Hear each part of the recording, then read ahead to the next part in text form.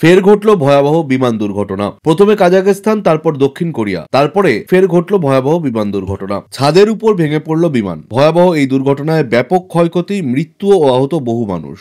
চলছে জোর কদমে উদ্ধার কাজ। তবে ভয়াবহ এই বিমান দুর্ঘটনাটি কখন ঘটেছে, কোথায় ঘটেছে, এই দুর্ঘটনায় কতজন আহত এবং কতজন নিহত হয়েছেন, কি জানা যাচ্ছে এই মুহূর্তে, জানবেন সম্পূর্ণ বিস্তারিত ভিডিওতে।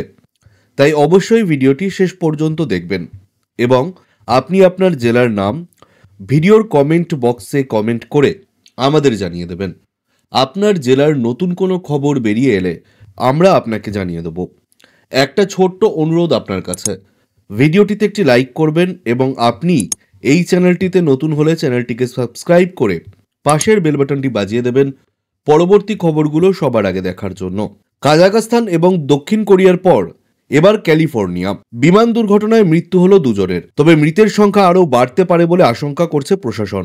আহতের সংখ্যাও অনেক। তাদের উদ্ধার করে হাসপাতালে ভর্তি করানো হয়েছে। পুলিশ সূত্রে খবর, বৃহস্পতিবার বিকেলে লস অ্যাঞ্জেলসের দক্ষিণ পূর্বে 40 কিলোমিটার দূরে ফুলারটন মিউনিসিপাল বিমানবন্দরের কাছে একটি কারখানার উপর ভেঙে পড়ে যাত্রীবাহী ছোট বিমান। খবর পেয়েই ঘটনাস্থলে পৌঁছে উদ্ধার কাজ শুরু করে দমকল।